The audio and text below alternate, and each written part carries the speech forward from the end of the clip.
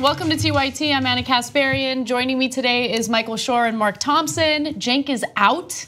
And as usual, I didn't expect him to be out. He usually has all of these other plans, and then I'm notified on the day of. But it doesn't matter, he'll be back soon, and we have an awesome panel for you in both hours. Maytha Al-Hassan will join us for hour 2, and there are some pretty incredible stories in that hour as well as this hour. So Michael Shore dressed for a job interview? Yeah, exactly. Yeah, Very nice. that's right. And I'm dressed for a garage sale. It's perfect. Right. Well, it's weird because I'm going to a garage sale place to try and get a job. But wow, I guess maybe I'll see you there. Representing both outfits perfectly. But I think I'm in the garage sale category today, for sure. Yeah.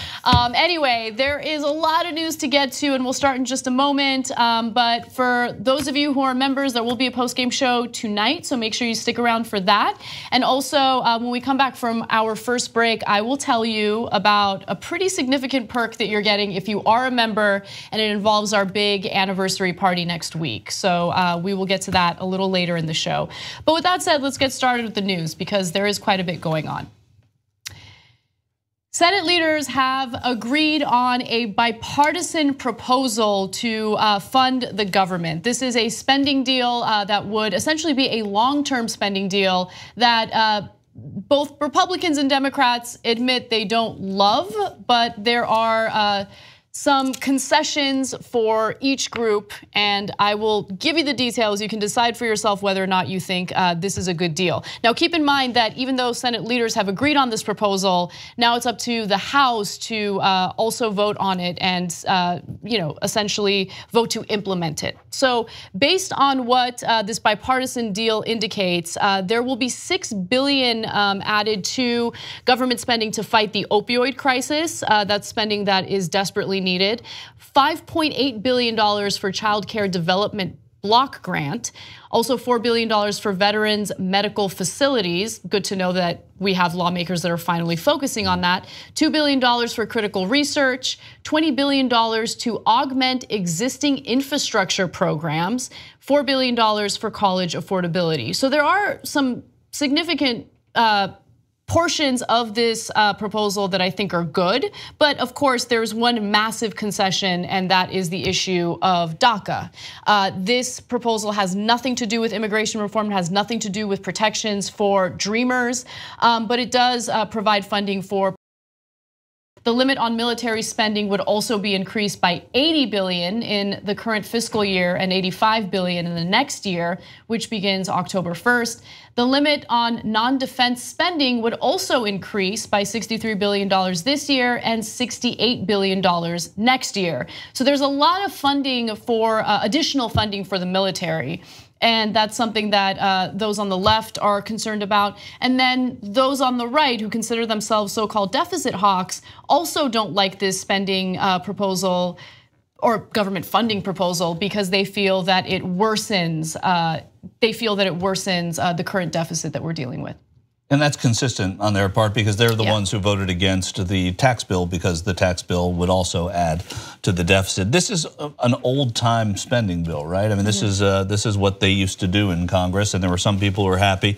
There's some people who weren't, and in this case, and it's not even just some people. Like everybody's giving up something here. So a huge spending bill is not going to make the Freedom Caucus and those real conservatives happy.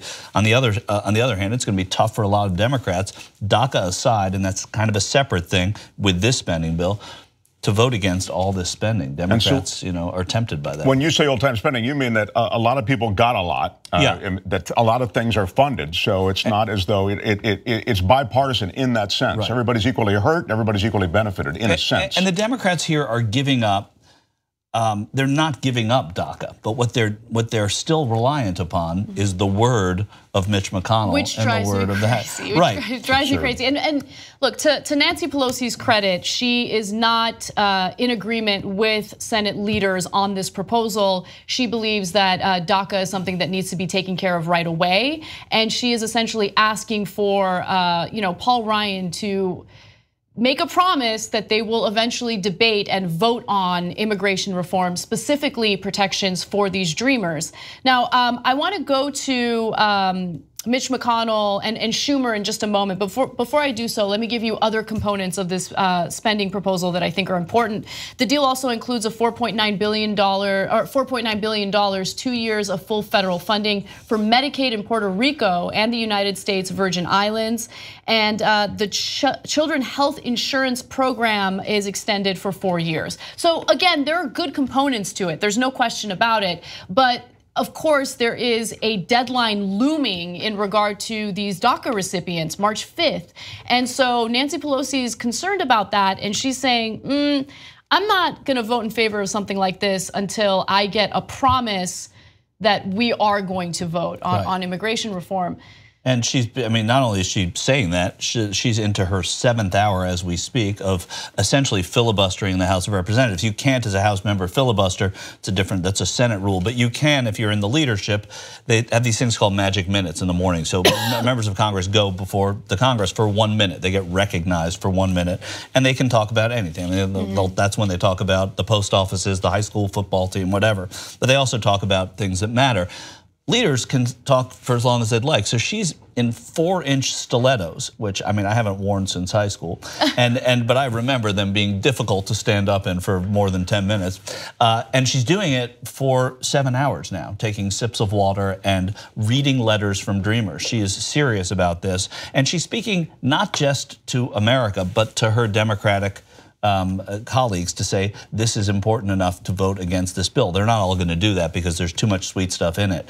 But if they can get a deal that was similar from what the senators got from McConnell in the Senate, then that's going to go a long way toward, I think, toward helping them, at least hold these people's, to the fire on this. You really think so? I definitely do, because it's so public. That's what makes it different than it's ever been. That's the one benefit of holding it out, is that you can really, it's a widely popular bill on both sides with the American people, and so to the extent that you can hold it out, you can gain some political capital by doing so. Now, as you suggest, there is a deadline that is fast approaching, so you can only hold it out for so long. But that is the benefit, that you can increasingly paint the GOP, if you're the Democrats, as the party holding this wildly popular thing up. So recently as yesterday, Donald Trump said if he doesn't get the funding that he. And then also polling indicates that when the government shutdown happens, they're not blaming Democrats for it. They're blaming Republicans and the president for it. I feel like this is the perfect opportunity for them to do more than, look, the 7-hour filibuster as it stands now is impressive. But I feel like other measures can be taken to force Republicans to vote on a measure that would protect these DACA recipients. You're right, but when you're in the minority, it's very, very difficult to do more than what they're doing right now, which is to extract some kind of a guarantee that this is going to happen, and then that's when they hold their feet to the fire. I'd love for them to be able to do it. I'd love for them not to vote for this because of that issue. One of the things that Mark said is important, though, is that there's a popularity to this issue. If America starts to hear that this issue is causing the shutdown of the government, this issue is going to be a lot less popular. And that's what happens. It sort of it macerates in this sort of stale stew of people blaming it for stopping this government. And if that's the cause of it, and they're able to spin it, then it's not so popular. Then it's tougher to get something done. Right now, McConnell and Ryan know that it's popular. And by the way, this budget bill goes against the White House. So you're seeing that they can go against their White House, which is also something that's should be noted anyway. Yeah, that's an important point. Of course, Trump will never read this budget. It'll get explained to him, on a note card, if he'll even read that. But the point is, were he to read it, he wouldn't be happy with it because they push back essentially, and this is what you're going to see more of. I think you're going to see more pushing back on a crazy White House occupied by a guy who doesn't know what he's talking about. So, okay. At the risk of making this drag on too long, I have to make one more point. So why aren't Democrats better at spinning things? Because if it is a popular proposal to provide these protections for DACA recipients, which, by the way, if you poll Trump supporters specifically, there is a slim majority that is in favor of protecting DACA recipients, believe it or not. So if it is so popular, okay, the Republicans might try to spin it as, oh, look at the Democrats, they're refusing to fund the government based on this one issue. Can't Democrats hit back and be like, well, this is an incredibly popular proposal, even your supporters like it. Why are Republicans refusing to listen to their constituents and represent what they want? They spin it as, you're going to hold up the whole American government and you're going to not fund our entire country's budget just for 1 million people who aren't technically American citizens anyway. Those are 1 million people that Americans actually want to provide protections to. You guys are going against what they want. You are not listening to them. You are not representing them. And they say, yes, we will take it up, but we're not going to take it up right now in this budget. Pass this budget and we'll take it up. And you end up with this kind of stalemate. And as Michael suggests, you can increasingly nudge this DACA issue into sort of a radioactive territory where it doesn't become as popular as it was. You can dirty it up, which is what the Republicans, I agree with you. I've said it on this show many times. They're so much better at the messaging. They're so much better at this nasty, slimy spin. Yeah. But if those DACA recipients who are by far employed in much greater numbers than the American people are employed, educated in much bigger numbers than the general American populace is, if that group is dirtied up in the way that Republicans generally dirty things up, I think it'll be a rough day. I mean, we'll all regret it. Well, Speaker Ryan has responded to Nancy Pelosi through a spokesperson, and here's what he had to say. Speaker Ryan has already repeatedly stated we intend to do a DACA and immigration reform bill, one that the president supports. The thing is, I don't really know what the president supports. Well, that's a great point, Anna. Yeah. Nobody knows what the president supports. So they don't know what his position on this is. So, which is also reassuring because like this spending bill, which the president doesn't support, really, if you look at what he said and what the White House has said, like that, it gives Congress the autonomy to do a DACA bill. And if Mitch McConnell and Paul Ryan know the popularity of this issue, because they do, they know they're in the minority, so they want to get this spending bill done. They want to fund the Defense Department. And Democrats, to their also, I would say, strategic credit, don't want to be blamed for shutting down the Defense Department and keeping our soldiers at home, even though that's obviously ridiculous. Yeah. But that's how it is spun successfully, right or wrong. That's what they do. They say they're holding up the government, they're holding up our defense. We are less able to defend ourselves because of the shutdown that the Democrats forced. Now they have it on Congress. So if they have Ryan and they have McConnell, Ryan will probably try to appease McConnell before he tries to appease the president. So think the Democrats. Right. So we'll see how this plays out. Again, even though Senate leaders have agreed on this proposal, of course, members of the House need to also agree on the spending bill. We have some extreme ideology in the House, especially when it comes to those on the right who feel like this is incredibly irresponsible with how much government money and spending is involved. Yeah, the deficit created is enormous. So. Exactly. And I want one more thing that you're right about, Anna, is that you say you wish they would fight back. Nancy Pelosi is trying to get Democrats to vote against this bill. Right. That's as much fighting back as she can do. And she's doing it in a way that is just, powerful with this this whatever we'll call it. Yeah. But they're listening. They can only do so much, but they're doing it. So it's called magic minutes? Well, they call them the magic minutes when they 40 congressmen go up in front and say, "Can I ask to be recognized for 1 minute and to advise and stem my remarks? Recognized, gentlemen's recognized, gentleladies recognized." Then they talk about a post office. Nice. Yeah. Okay. Well, let's move on to another DACA story that I think is incredibly important. White House Chief of Staff John Kelly was recently speaking about whether or not Donald Trump plans on extending the deadline for protections for DACA recipients. As we know, on March 5th, the protections for some of these DACA recipients is set to expire, and there is some worry that Congress isn't going to pass something that will protect them further into the future. Now, recently during an interview, John Kelly said, don't think Trump is going to extend that March 5th deadline. In fact, here's his exact quote. He said that the White House the White House is not so sure this president has the authority to extend it. I doubt very much. He also said something kind of interesting about DACA dreamers, okay? And he differentiated between the DACA recipients, the individuals who applied and got this protected status and these workers' visas, and those who did not. Now, I want you to hear from him yourselves, so let's take a listen to the first video. I can't imagine men and women of goodwill who begged this president to solve the problem of DACA. And as generous as that 4 pillars has been, I can't imagine they would vote against it. I mean, this is more than they could have imagined. And I would offer that if before the champions of DACA were members on one side of the aisle, I would say right now the champion of all people that are DACA is Donald Trump. He believes that the current champion for these DACA recipients is Donald Trump, the person who essentially ended the protected status for them with a 6-month delay until Congress can figure out what to do. That guy who's holding these DACA recipients hostage over the issue of a border wall, that's the guy. Right. That's the guy who's a champion for these dreamers who have been in the country since they were children. Okay, they didn't make the decision to come here. They came here because family members brought them in. And in order to get that protected status, you have to prove that you're a productive member of society. You have to prove that you're educated, that you're a job creator, that you add something to this country. It's not like anyone who applies gets the protected status. It's just so incredibly frustrating because you guys are right when you say that, Republicans will spin things and it works, it's slimy, it sticks.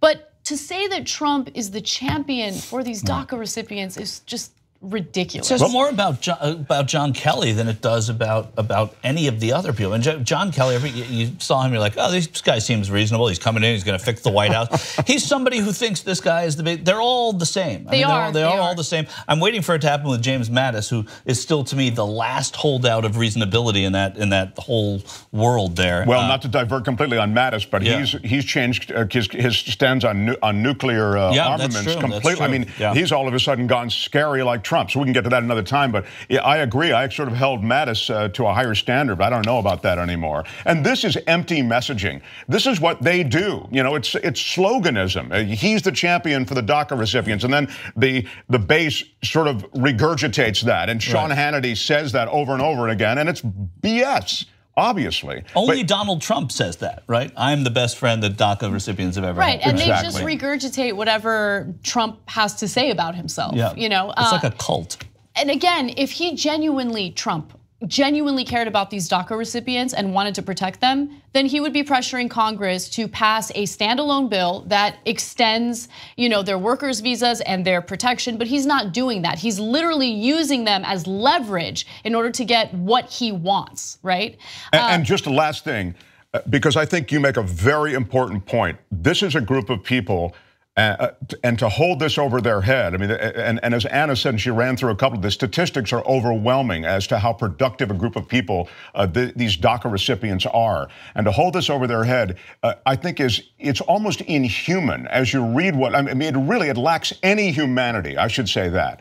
Because if you read the stories of those who've come here when they were 8, 9, 10 years old as teenagers, and they've built lives. The LA Times is doing a series on this, and they follow through what's happening to these people. They've built businesses, and as Anna says, they've employed people, and they've paid taxes, and all of these things that are associated with being a good citizen and contributing to the society. And now, to see this turned on its side, it lacks a humanity that I think is not reflective of America. I mean, some of them have either served or are currently serving in our military.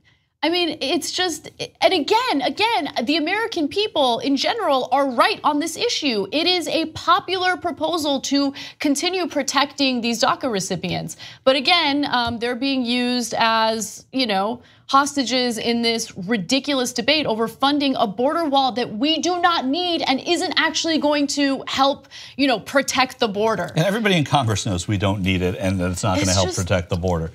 It's so frustrating. At least it's affordable, the border wall. Yeah, that's true. Billions of tens of billions in taxpayer money to fund a wall that members of Congress agree is a waste of money. Okay, so with that said, let's go to the second video, and this is what I want you to pay close attention to. This is where John Kelly tries to differentiate between those who applied for DACA protection and those who did not. Kind of a vaudeo more than a video. It's a vaudeo. That's a good word. Yes, take a listen. There are 690,000 official DACA registrants. And the president sent over what amounts to be 2.5 times that number to 1.8 million. The difference between 690 and 1.8 million were the people that some would say were too afraid to sign up, others would say were too lazy to get off their asses, but they didn't sign up. So that seems like a small thing, but the reason why that stood out to me is because it's the consistent messaging that you hear from members of this White House. You know, just like sometimes it's very explicit and overt where they make it seem as though, you know, these are criminals and these are dangerous people that we need to watch out for. And then sometimes it's a little more subtle, like the lazy comment that he made right there. Oh, really? Where are your numbers? Who says that some of them are lazy? Who says that some of them are afraid? Like he just kind of pulled that out of his ass. The ones in the military, lazy, afraid. Yeah, you know. the job creators, lazy, afraid. They're only in the military because they didn't have bone spurs. So it's right. No, I mean, you're right. It's a smear. And that's what they're going to increasingly do. They're going to smear this group of people. And we've already, and I won't do it again, talked about who they are and how they don't deserve to be smeared. But this is what they do. And Anna is right. Sometimes it's a bullseye attack, and sometimes it's a kind of a sideswipe attack. And this is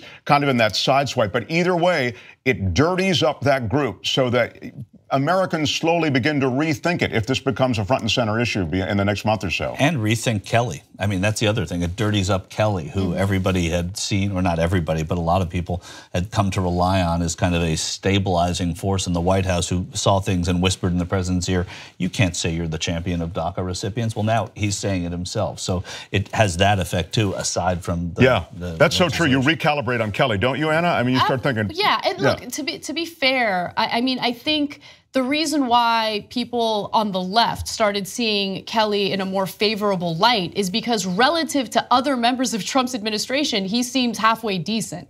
But, you know, I love the comment that you made earlier, Michael. They're all the same. I mean, maybe they're different in their public rhetoric, but overall, when it comes to ideology, they're the same. And that sideswipe regarding DACA, not DACA, but Dreamers who didn't apply for DACA protection, referring to them as lazy is just another example of them throwing that anti-immigrant propaganda out there. And by the way, if he's concerned about people not applying for the protection in the future, I mean, think about it. Put yourself in a Dreamer's shoes. Would you do it? Would you go to the government and say, hey, I'm applying for protected status, knowing that there are, you know, bad actors like Donald Trump and members of his cabinet that would aggressively go after you in the future if they don't get everything that they want from Congress? Yeah. Well, the ICE raids are being played so big and so high profile and so brutal. I mean, some of these ICE raids are separating families right there on the spot without warning. They won't even let you go back for a pair of shoes.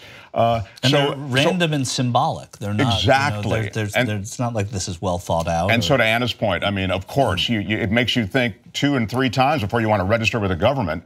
I mean, I certainly wouldn't want to. Yeah, you want to stay in the shadows. It's just the opposite effect of that which you want. We got to take a quick break. Let's do that. And when we come back, Democrats flipping districts that were heavily, red. And then later on, we will also talk about the military parade that is actually going to happen. Come back. Oh, did you guys help us win a Shorty Award last year? Did you? In the category of Audience Honor for Best Overall YouTube Presence? Best Overall YouTube Presence. We want to win it again this year. That's right. We want to win, and we can't do it without your help. We need you. We need you. All right, so here's how we're gonna do it, guys. Look, we wanna win for Best Overall YouTube Presence for the Young Turks, but we also wanna win Best in Overall Facebook Presence and Best Web Series for The Breakdown, which is great. But let me tell you about YouTube Presence. Go to tytnetwork.com/YouTube Presence, which is very logical. Click on the vote in Best Overall YouTube Presence, also very logical. You can log in using your Facebook or Twitter accounts to create a Shorty account to submit your vote. You share your vote on social media, ba-bang, that counts as an extra vote. You're voting like crazy now. Now, do this for the Breakdown and web series and in a Facebook presence as well. And you're seeing the links to vote on your screen. And don't worry, we'll have them in the description box below. So easy peasy, you just go right there, just click, boom, you're there. And get a load of this. You can vote once per day all the way to February 22nd. Every day, every day. Go nuts, have fun. You know, we always tell you to get out and vote. This gives you an opportunity to do it over and over again. Sorry, you know, by the end, we might just get tired of winning. No, and this is great practice for the midterm elections. You know, get that voting muscle in order. That's right, here we go, ready? Yeah. Practice.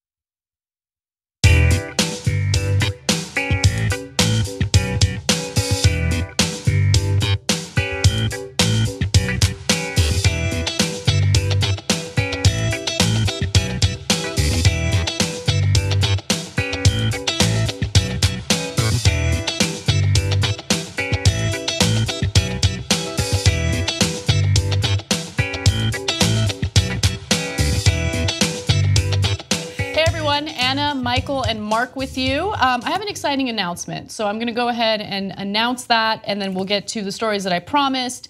As you all know, let's go to my one shot. Let's take a good look. Hey, that's my favorite shot. Is her one shot? The hell. As you all know, TYT is having a special anniversary event on February 16th. February 15th, day after Valentine's Day. We are celebrating 16 years of TYT being around, and we're gonna do so with an event in downtown LA that's open to our audience. Now, unfortunately, the tickets are already sold out. However, if you are a current TYT member, or if you become a member of TYT, keep in mind that you are already automatically entered into a chance of getting a ticket upgrade. So for instance, if you are a member and you purchased one of the VIP tickets where you get to do a meet and greet with some of us, you will get a chance at getting a free general admissions ticket for a friend. If you purchase a general admissions ticket, well, you have a chance to get a free upgrade to a VIP ticket. So again, unfortunately, tickets are sold out, but if you're a member, please keep in mind you have already automatically been entered for a ticket upgrade. We will announce who won those upgrades as soon as we do this drawing. And I'm selling my tickets on eBay. Are you really? No, come on. I'm selling a meet and my greet. tickets Wait, no, but to that's our party on eBay. Well, you thinking about doing it? Then how are you really? Get in? We don't put it past you, Michael Shore. No, I guess that's what Anna's saying. How am I going to get in? I That's don't what I'm know. saying. I was going to, and then I thought, well, I couldn't get This is an excellent idea. That's it. Thank you, thank you. Now, if you want to become a member, keep in mind that you get the post game and you get archives to the show so you can watch it commercial free. And then you also get cool little perks like this. You can become a member by going to tytnetwork.com/join. You're saying membership has its privileges? It does, yes. That was taken. Oh, okay. All right, guys, let's get to another devastating story coming from the White House. Members of the military are currently in the beginning phases of planning for a military parade, something that Donald Trump called for after experiencing Bastille Day in France. Now, again, this is in its infancy. We don't know too many details about how this parade will happen or how much money it will cost, but recent estimates indicate that we will be spending millions of dollars in taxpayer money to fund this ridiculous parade.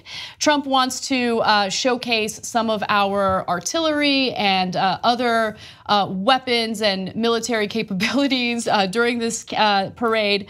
And what we know so far is that one option being considered is to hold the parade in November in conjunction with the 100th anniversary of the ending of World War I on November 11th, 1918. Pentagon officials, though, are pushing for something a little different. They want the parade to be tied to Veterans Day rather than Independence Day or Memorial Day because it would appear to be less tied to Trump. Also, planners will now look not only at dates and locations for the parade, but also whether it is feasible to hold a parade displaying large weaponry, such as tanks, on Pennsylvania Avenue. Again, this is something that Trump has been pushing for, and now it appears that people are taking him seriously and it is likely to happen. But there are people on the right that are not too pleased about this, and I want you to hear from them. Now, there was a funny exchange that happened between Fox News military analyst Colonel Ralph Peters and Fox host Bill Hemmer. Bill Hemmer seems to love the idea of this parade, and he thought that, hey, our military analyst is gonna love it too, right? We're gonna honor our troops. Not so much, take a look. Well, what do you think of the idea to go ahead and show off the American might, perhaps even down Pennsylvania Avenue? Well, the French march well. We fight well. Take your pick. If we really want to honor our troops and support them, pass the defense budget. Give them the tools and the funding they need. You know, I understand the president can be infatuated with the military regalia and trappings. It's very seductive. But we have a different tradition here. When we do have military parades, we do honor the troops. It focuses on the human element, not heavy metal war machines rolling down the streets of American cities. And by the way, Bill, on a very practical level, if you want to stage a huge parade, you are taking troops away from their training. Just throwing away the training schedules is expensive. The money can be better spent elsewhere. Ooh, I enjoyed that. I enjoyed the honesty, and he's right. He's right. This is a waste of taxpayer money. We are, it's also what dictatorial regimes do. Right, can I speak to that? Senator John Kennedy, who, not the original one, currently of Louisiana, said this today on the military parade: confidence is silent, insecurities are loud. He's a Republican. When you are the most powerful nation in all of human history, you do not have to show it off like Russia does, to what you're saying, like North Korea and China, which is exactly right. This is a ridiculous. Yeah, it's an Eastern Bloc move. It's a move of insecure dictators. Yeah, we've seen it in fascist regimes through time. Yeah. It's awful, and everybody must know this. Even the Pentagon, which is supposedly, as Anna says, in the primordial ooze of putting it all together, they know that it's a colossal waste. But remember, this is coming from a president who loves to waste taxpayer money. He goes to Mar-a-Lago, that costs a fortune. He goes to New York, that costs a fortune. His wife stays in New York while he's at the White House. That costs another fortune, even just for the weekend. I like protecting her, though, so. That's going to cost a bigger fortune for him. But I mean, who doesn't love a parade? But sorry, this is ludicrous. Right. So Bill Hemmer did not like the answer that he received from their very own military analyst, and he tried to push back against what was said. Take a look at this wonderful exchange. If you watch the other members of the media reporting this story, you know what they talk about? Hey, do you know where they have military parades? Moscow and North Korea, suggesting that that's the whole idea. The idea came from the French last year. Let's be honest. Let's be fair about it, Colonel. Well, of course we're going to be fair about it. But, you know, they're right that the people that parade weapons are the North Koreans, are the Russians. And, you know, to us, this is not to parade weapons as if it's some sort of offensive gesture, Colonel. This is red, white, and blue. Right. Bill, I've served in the military for almost 22 years, enlisted man and officer. And let me tell you, I value our tradition of civilian control of the military being representative of our society, not apart from it. So I really respect, you know, the colonel's statements there, because he's not going along with what those on the right are saying about it. He's pushing back, and I think it's important to do that. Look, this sounds like a funny story on the surface, but I'm genuinely concerned when you look at everything in context. I mean, especially when you consider Trump's statements regarding Democrats refusing to clap and stand during the State of the Union, and how he said that that qualifies as treason. I mean, his rhetoric, the things that he's supportive of, the things that he pushes for, I feel like take the country back significantly and put us in scary territory, like authoritarian regime territory. That he's attracted to this stuff is amazing. Yeah. I mean, this is beyond just a parade, right? This is a military parade. That's different. And I looked all day long for Donald Trump comments on the Puerto Rican Day Parade in New York over the years, which has always caused consternation from people who live on Fifth Avenue, where the Puerto Ricans come and march up and down, and everybody who lives on Fifth Avenue complains about it. So I was looking for some great nugget of how Donald Trump thinks there shouldn't be a parade, and to his fairness, I couldn't find that nugget. But I can't tell you, this is not just a parade. That's my instinct, is that this is to flex, to show off. It is the goose stepping. It is the weapons. It's evocative of the worst. And I'm glad that some real conservatives are finding it that way too. Absolutely. Yeah. And look, let's be honest about this. Donald Trump is doing this. He wants to throw a party for himself. That's right. That's thrown by the military, which he knows he's wrapped himself in to create this patina of patriotism. We know that, you know, real patriotism comes with other stuff, but that's what this is. It's a party thrown by Donald Trump's military for Donald Trump. That's what he wants. But even his military, I believe, doesn't want to do this and is looking for some exit on it. And we'll just have to see. Who was the drummer in Patina Patriotism? Patina Patriotism was my high school band. All right, that's what I thought. Yeah. All right, well, even Brian Kilmeade is against this parade. He thinks it's a waste of money. So again, there are other conservatives that are speaking out against it. And by the way, it's gonna cost millions of dollars. And it's interesting to see those on the right supportive of something like this, a parade to show off military weaponry, when they are so against funding entitlements programs because, you know, who cares about American citizens and taking care of our own? Or even funding programs for the military vets, right, who have record suicide rates, right? Who have record opiate problems. This is a group of people who could use that money. I mean, and they could use it not in the form of a parade. They could use it in the form of treating some of those issues. That's what the colonel said. He was like, fund the military, fund this budget. Yeah. All right, we have some good news, and this is a story you're excited about, Michael, and I can't wait to hear from you because you know about these, you know, more local races. So let's get to it. Democrats have built a considerable amount of momentum when it comes to certain congressional races and state races. And the more recent example has to do with a part of the country that Trump actually won in by a huge margin, and how it has now flipped over to supporting Democratic candidates, specifically Democratic candidate Mike Rivas. So to give you some details on Mike Rivas, he was running against a GOP nominee, and he actually won against that GOP nominee, even considering the fact that most of the voters in that area had voted for Trump. Mike Rivas defeated GOP nominee David Linton by a 4-point margin in a seat Trump carried with 61% of the vote just over a year ago. President Barack Obama lost by 12 points in that very area back in 2012. So let's take a nice look at Mike Rivas. There he is. He's very happy about this win. And this is taking just seconds after his win. I don't know when that picture is taken, obviously. But look at Mike Rivas. He's so happy after that win. But this is all good news. He's incredibly young, by the way. I didn't know much about him until this story broke, but he comes from a long line of union supporting family members, union family members, and his win also comes amid an investigation into Missouri's Republican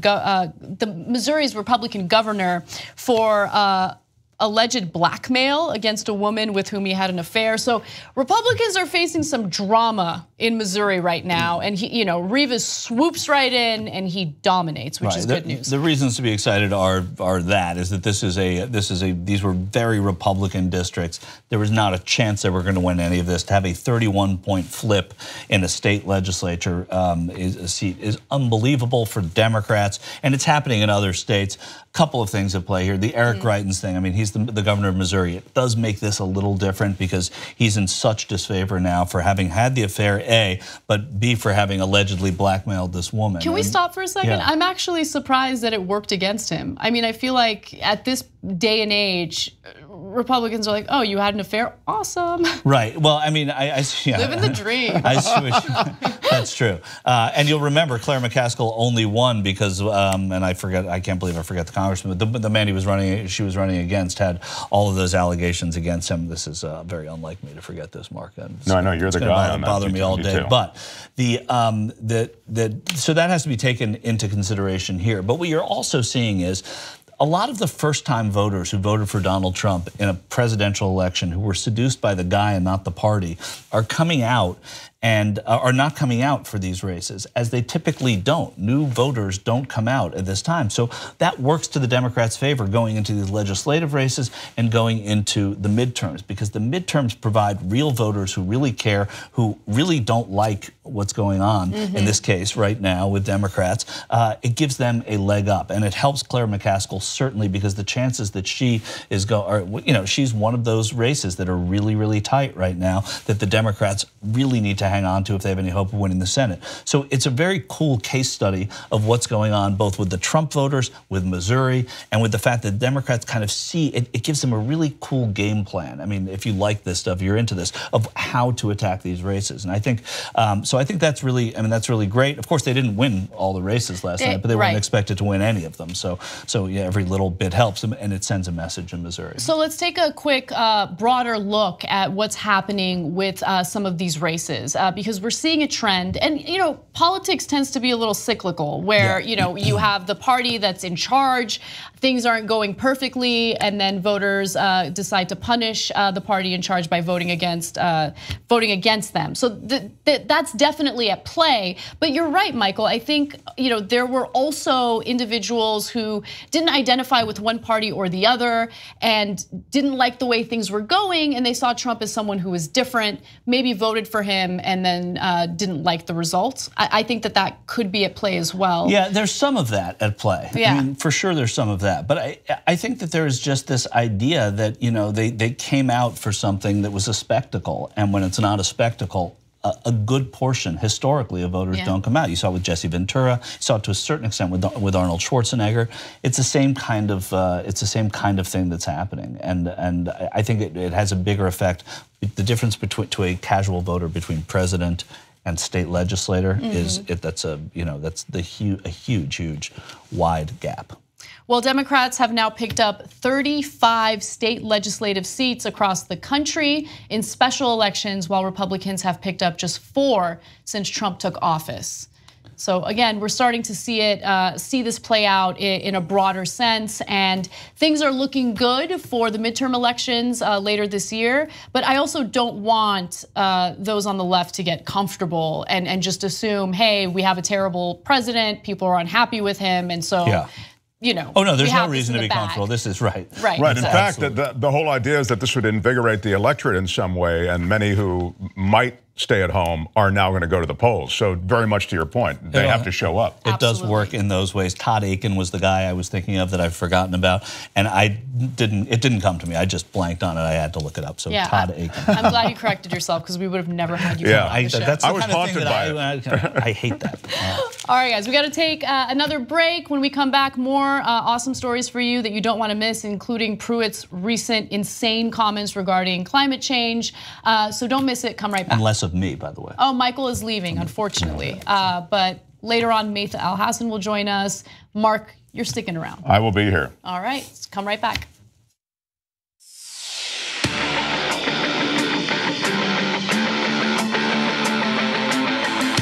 They'd rather lose to Republicans than have a progressive win with them. That's how dumb the corporate Democrats are.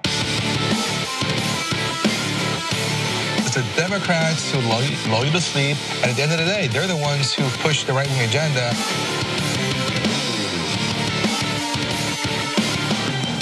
This is why you lost to Trump, you fucking moron. What the fuck is wrong with you? Whoever wrote that, I'm sure they were typing with one hand and going like this with you.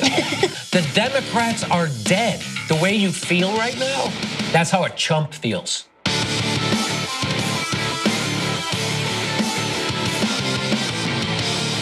Do not freak out.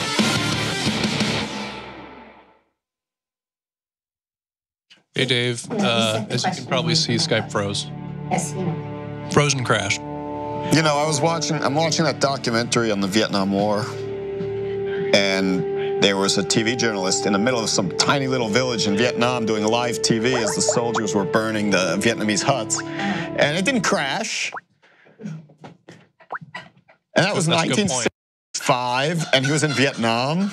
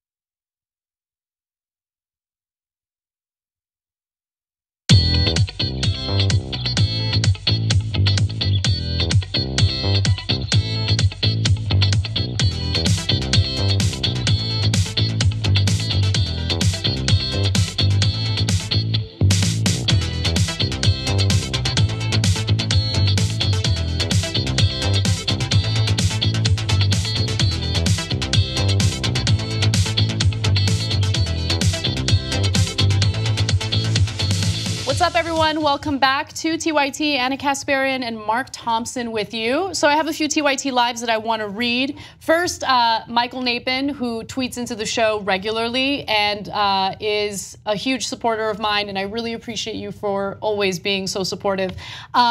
He wants me to do a solo show, meaning no one else.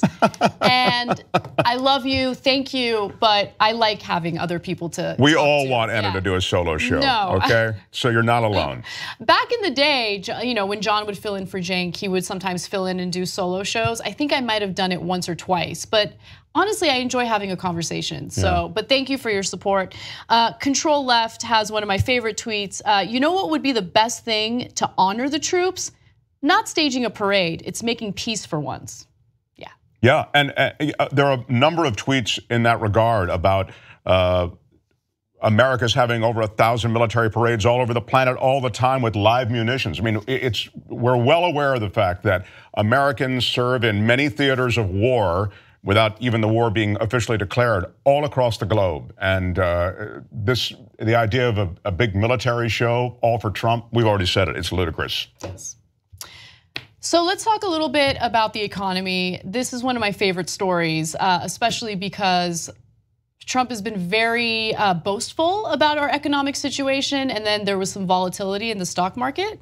So what does he think about that? This new week brought along volatility in the stock market because investors were concerned that maybe the Fed would increase interest rates, and all of a sudden they were selling stock, and that led to a dip in the market and then a rise in the market, and the volatility continues. Now, whether or not you believe we should be concerned about that is one part of the story, but what I feel is incredibly interesting is what Trump's response to this volatility has been. Now, keep in mind that Trump has been boastful about the stock market. In fact, he keeps talking about how the economy is doing well, and usually when he says that, he's focusing primarily on how well stocks are doing. So when the stock market took a dip, we didn't really hear much from him. Now, the market has rebounded since then. However, Trump didn't really say anything until that rebound happened, and here's what his tweet indicated. In the old days, when good news was reported, the stock market would go up. Today, when good news is reported, the stock market goes down. Big mistake, and we have so much good, in parentheses, great, news about the economy. Okay, so what's interesting is, no, it's not interesting because he's always wrong. But usually when joblessness is down, the unemployment rate is down, and when wages start to increase, even if it's a little bit, investors get very nervous, and that's usually when they will sell some of the stock that they have and protect some of their earnings. And the reason why they do that is because the Fed might come in and raise interest rates in order to mitigate inflation. And so, no, the stock market, yes, is tied to the real economy, which is jobs and wages. But overall, when jobs and wages do well, investors get panicky. Right, there are a lot of levers on the economy, and the economy is obviously a complex machine. And a lot of the volatility here looks like it was almost reflecting some kind of program trading, you know, because you're seeing rises and falls of 600 points. But Anna makes a very important point, and it's this, and you're going to see more of it. And that's why it's important to keep it in mind. The more that money supply is increased, the more our deficit runs high, and now $1 trillion projected on this latest budget, the more money flows into the system, the more inflation is likely to be produced. And to try to mitigate that, as Anna says, that interest rate rise, and the stock market hates that interest rate rise. One of the reasons we've had this incredible run is because interest rates are virtually zero, and so they're giving away this money. This is a problem that we're going to see more of. And by the way, there are many investors and economists who thought we were going to see that way before. But now it seems unquestionable that this is going to be an issue because there's just so much more money entering the system. Right. And also, I wanted to make a quick comment in regard to wage increases, because if you look at wages overall, yes, there has been a small increase in wages, but to credit Trump for that is it's not right. And what I mean by that is the reason why these businesses are increasing wages is not because of, the tax cuts on the wealthy. They're doing it because there are a lot less people who are looking for jobs at the moment. So there's more competition among these companies to find employees. And in order to attract employees, what do? They increase wages. And it certainly has not kept up with inflation. So to say like, oh, the wages are doing great is wrong. You still have people in America who are working full-time jobs and they still can't afford to put food on the table for their kids. We're still subsidizing some of these corporations because they refuse to pay their employees a decent living wage. But there are all sorts of things happening to the economy. And what you see with Trump is that he will cherry pick things that work to his benefit. And for a while, he was very boastful about the stock market, and now all of a sudden you see that volatility, and he is responding to it in a way that really reveals his ignorance. Well, exactly, and it's a one-dimensional way, which is exactly what this president is. He's a one-dimensional guy. He doesn't have an interest and intellectual curiosity in any way, and so yeah, the stock market's an easy thing to respond to. He can read the numbers, see that it's up that far, just like he can look at his portfolio and see that now that very corrupt portfolio, I might add, now is up that much, and he can respond. So in this case, the Dow is up, take credit. Dow's up again, take credit. Dow's down, I can't believe it's down. How can, and he puts out that ridiculous tweet. He's so manifestly incompetent and unable to understand this stuff. And he doesn't desire to understand. He just wants to message. So yeah, one-dimensional tweet from a one-dimensional guy. Let's wrap up hour one with an environmental story that should concern everyone. And it has to do with our head of EPA, Scott Pruitt. Recently, Scott Pruitt was speaking to local reporters in Las Vegas about the issue of climate change. As we know, Pruitt is the head of the EPA and unfortunately does not believe that climate change poses a risk to humanity. And so when he was asked about those controversial views, here's what he had to say. Now, keep in mind, by the way, that Pruitt used to deny that climate change existed. He used to deny that climate change was caused by human behavior. But he's changing his tune. He's pivoting to a different talking point now that I want you to pay close attention to. He said, I think there's assumptions made that because the climate is warming, that necessarily is a bad thing. Okay. Is it an existential threat? Is it something that is unsustainable, or what kind of effect or harm is this going to have? We know that humans have most flourished during times of what? Warming trends? Wow, okay. So I don't know which period of time he's referring to when temperatures increased to the point where you have ice caps melting, sea levels rising, extreme weather conditions happening, extreme drought impacting certain parts, certain regions of the world, including Southern California, by the way, which leads to extreme wildfire seasons. I mean, at what point are we flourishing? No, he doesn't know. I mean, this is his, pro-oil industry talking point BS that is incredibly dangerous, especially when you consider the fact that the EPA still, under his leadership, does believe that climate change poses a risk. The Pentagon believes that climate change will be a national security nightmare because of the fact that agriculture is more difficult to grow. There is food insecurity that has been exacerbated by climate change. I mean, this guy is an absolute clown. And again, previously, he denied that the climate was warming. Yeah. Previously, he was like, no, I don't know, this isn't happening at all. Now all of a sudden he's like, okay, yeah, so maybe it's happening, but like, isn't it kind of a good thing when it's hot outside? That's exactly right. I hadn't thought of that, but it's kind of a Valley Girl thing to say from an un-Valley Girl guy. Yeah. But there are wars that are going to be fought over this. The vanishing natural resources, as Anna says, the agricultural belts are changing where they are on the globe. Water is going to be a huge issue. I mean, this is a vanishing resource. You're seeing it played out in South Africa now, and that will be something that war is already, backdoor wars are already being fought over this. That is, there's armed conflict over water and natural resources. So he can stick his head in the ever drying sand all he wants to, but this is an issue that's hitting them right in the face. Meantime, under this guy's administration of the EPA, they are dismantling his agency, of course, right? Mm-hmm. He is seeing to the fact that the regulations, minimal though they were, are being lifted on everything from oil drilling to mineral exploitation in our natural in our national parks. So this guy is abysmal and evil. And an abysmal and evil cabinet, and he's getting help from the Interior Department, and as I say, and from all of Trump's cabinet. But his denial of this is insane. It is insane. But the reality is, he has certain corporate interests in mind. During this very interview, he also talked about fossil fuels and essentially defended them. So we know, we know who he's supportive of or which corporations he's supportive of, even if it means sacrificing the well-being of humans in general in order to make sure that these corporations and oil companies turn a profit. And last thing, real quick, last code, even apart from the climate change, the amount of pollution and the number of different pollutants that Pruitt is allowing to now enter the water supply and into landfills and all the other ways that those pollutants get into air, et cetera.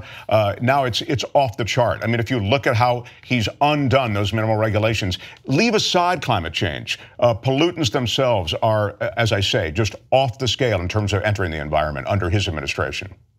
Let's take a break. When we come back, Maytha Al-Hassan joins us for the second portion of today's show. Stick around, don't miss it. We'll see you in just a couple minutes.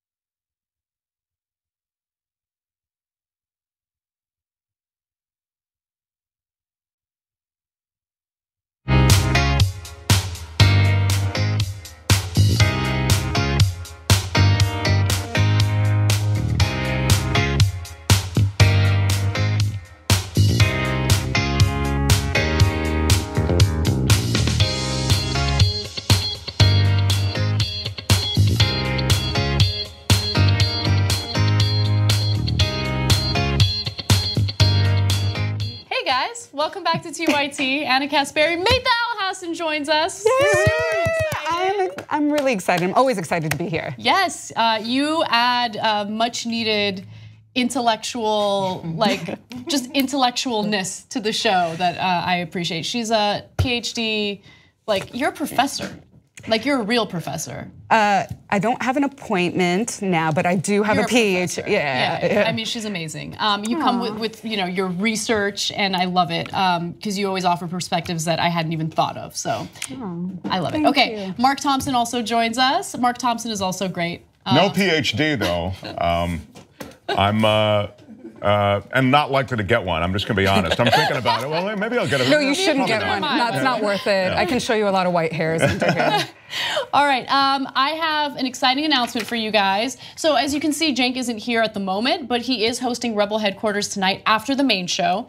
And I want to make sure you're aware that he will be interviewing Randy Bryce. He is running against Paul Ryan, and he is picking up some serious steam. People are super excited about him. He does refer to himself as a Justice Democrat, so as you know, he is very progressive.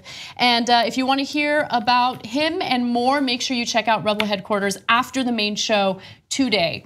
Also, I want to read a few TYT lives for you guys. Rafer Madness says, climate change happens on a geological timescale. What we're going to be experiencing for the next several centuries, if we survive, has already been baked into the cake, even if all the emissions go down to zero tomorrow. He's absolutely right about that. So even if we do everything that's needed to do, that we need to do to cut the carbon emissions, we've already caused a significant amount of damage. Right, we've reached a tipping point on climate. That's absolutely true. That doesn't mean that we can't make some changes, because what we're doing does hasten the process of global warming and climate change generally. Absolutely. Ugh, it's very scary. Okay, let's move on to some other news. A federal lawsuit has been filed against a sheriff in Tennessee. His name is Audie Shoup of White County, Tennessee. And this federal lawsuit has been filed by a widow, a woman who lost her husband in a shooting that Sheriff Shoup was very supportive of. Now, the man who lost his life was Michael Dial, and he was in a low-speed pursuit involving cops who wanted to pull him over because of a suspended license. Now, he was driving an incredibly old truck, a 40-year-old truck, and as a result, he wasn't going very fast. He couldn't go very fast, and cops wanted to essentially ram him off the road by kind of nudging him with one of the police cruisers.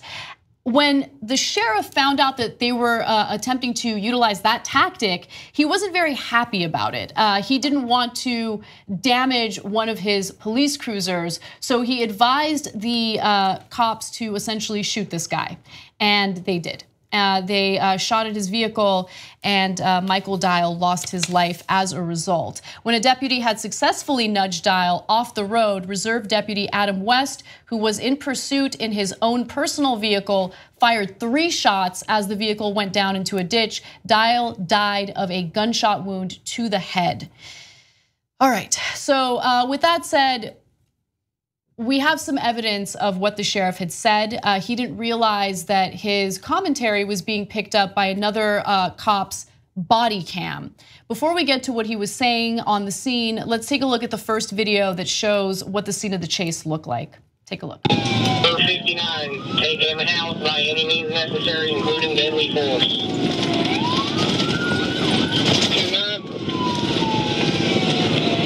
59, use deadly force if necessary. Take this subject out by any means necessary. Central Bed Live, I'm fixing the rain in here.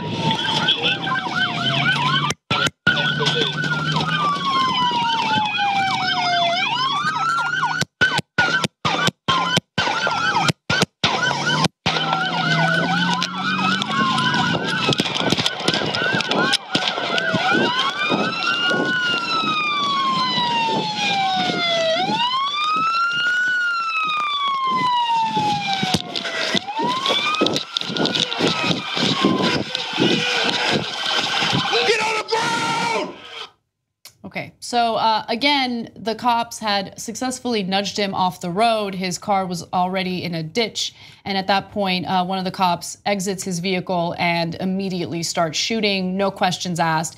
Keep in mind, this was over a suspended license. This wasn't, and it was during a very slow pursuit, 40 to 50 miles per hour max, because his vehicle was so old. Really, you think that someone should lose their life over a suspended license? I mean, okay, so there's that part of the story.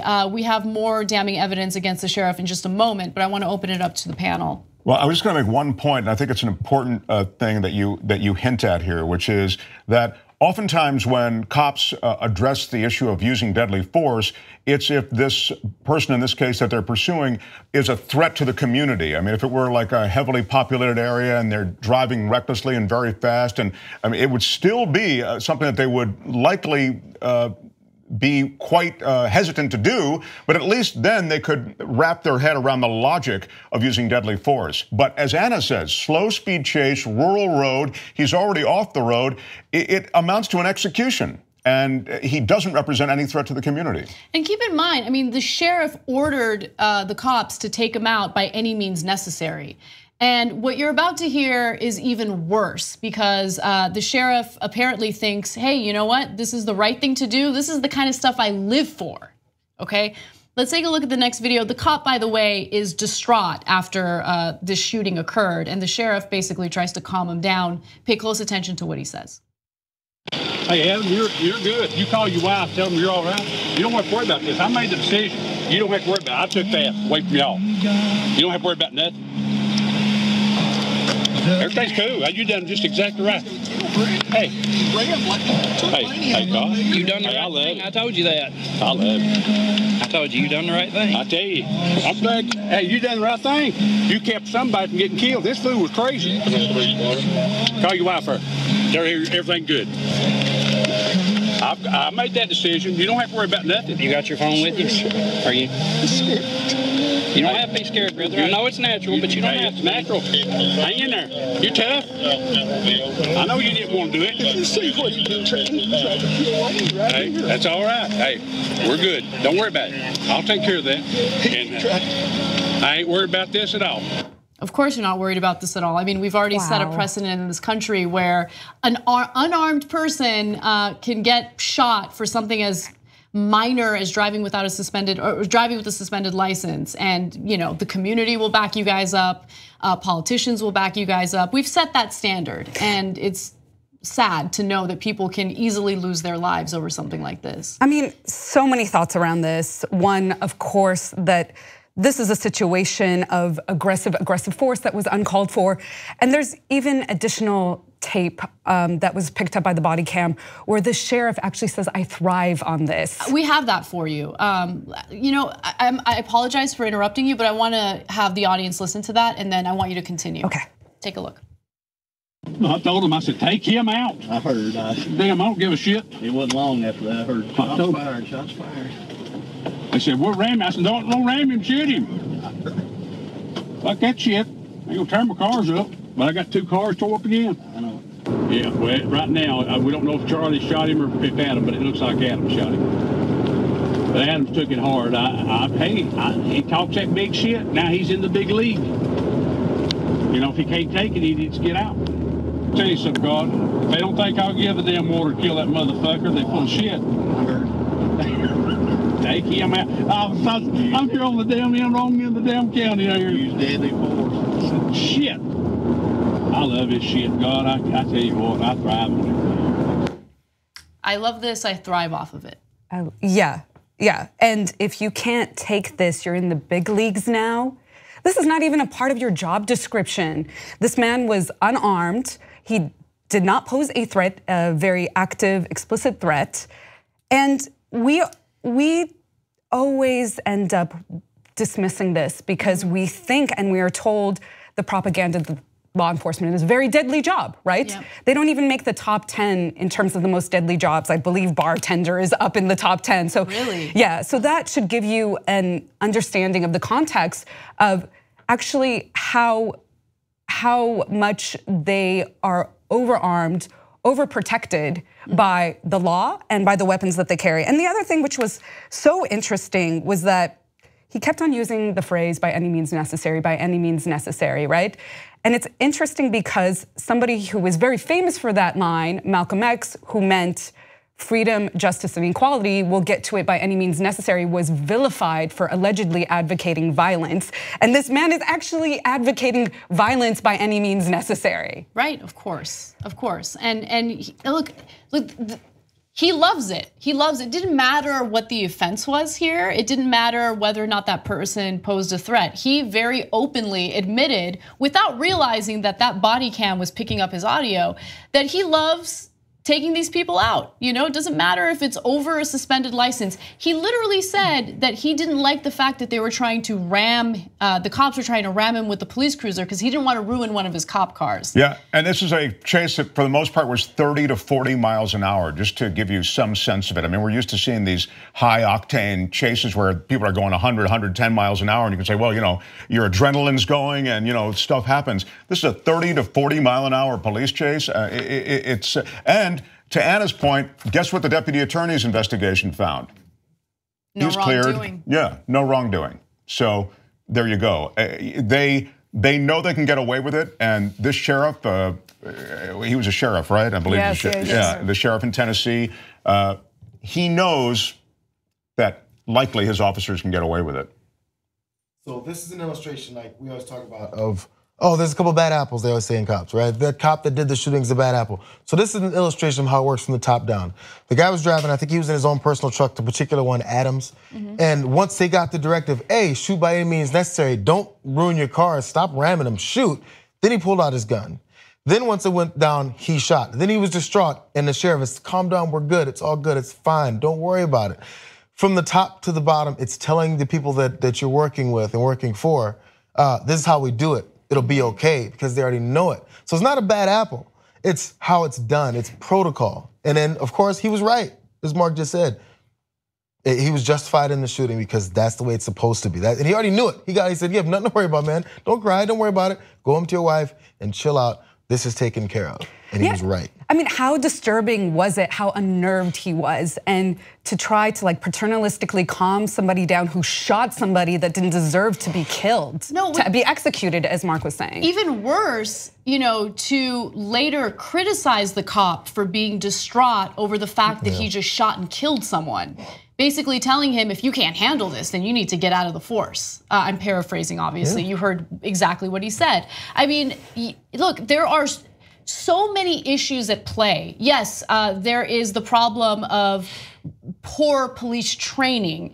But when we mention the poor police training, I feel like oftentimes we're being overly fair or overly generous. There are significant bad apples within the police force, that sheriff being one of the primary examples.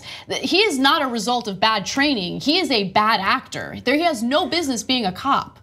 So, you know, we'll see how this plays out. Again, there's a federal lawsuit, and hopefully the widow in this case gets some form of justice, you know, after the cops took her husband away over a suspended license.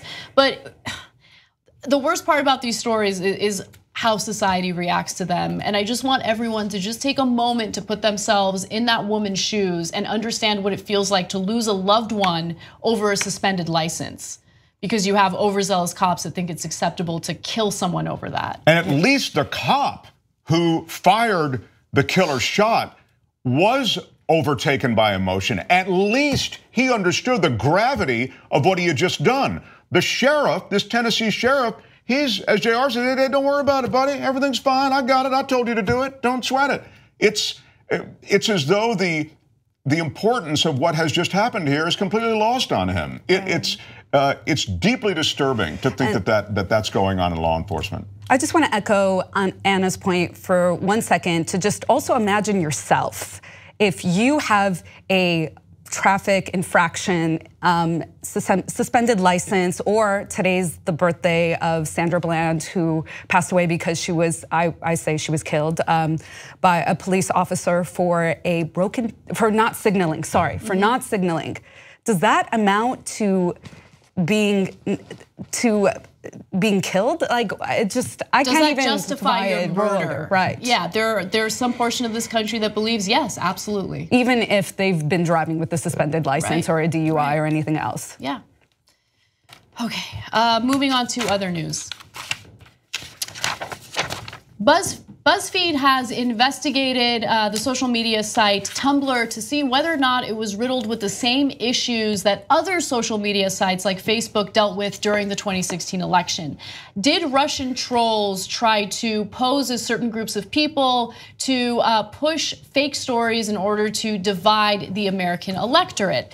And what they found was, yes, there were similar issues with Tumblr that people were completely unaware of until today. Now, the accounts allegedly shared content on issues such as police violence to appeal to young African Americans. In fact, the individuals posting some of these fake news stories or misleading news stories were really individuals from the Internet Research Agency posing as Black Americans. Now, popular posts criticized Democratic presidential candidate Hillary Clinton, supported independent Senator Bernie Sanders, and highlighted police violence against Black communities. In one case, they shared a story that showed a Black woman, allegedly being sexually assaulted by a cop, and they identified the cop as a current police officer with the NYPD. It was fake, and that is incredibly scary to know that your name, you can be an innocent person, an innocent cop, and your name is attached to this type of propaganda. Now, it's important to keep in mind that this isn't just done to support Trump's candidacy. It was basically done in order to divide Americans in general, cause chaos among the electorate. To give you a perfect quote to kind of sum this up, one researcher said, "It's not about promoting one candidate or message, but about sowing political distrust and confusion and feeding into fears that society is already having. Tumblr is really popular among teenagers who are very vulnerable and very susceptible to political messages because they haven't formed political identities just yet." And she's right about that. So, and the reason why they were able to determine that the Internet Research Agency, which is essentially that Russian troll farm, was involved in the fake posts on Tumblr is because they used similar usernames on Tumblr as they did on other social media sites. So they were able to kind of track that and find what was going on. I kind of have mixed feelings around the story. Was there Russian interference in our election? For sure. And were there posts that were leading up swing voters? Yes, probably. But I think the tone of this article and the suggestion that Black folks would fall for some of the stuff to maybe not go to the polls or vote for Trump, and they're not making that explicit correlation or connection, that's a little insulting. Because there's been a lot of rhetoric post-election that Black people, because they didn't come out in significant droves or percentages like they did for Obama, that they're the ones who were responsible for the Dems failing. Right? Oh, that's ridiculous. Yeah, no, there have been op-eds who've tried to suggest this, and I feel like this kind of is a little consistent with this argument, this sort of dependency on Black folks who are overwhelmingly part of the Democratic Party to save America. It's the kind of rhetoric we also saw in what's the Senate race with the Doug pedophiles. Roy Moore. Well, no, Doug Jones isn't the pedophile. Yeah, but Roy Moore. Right.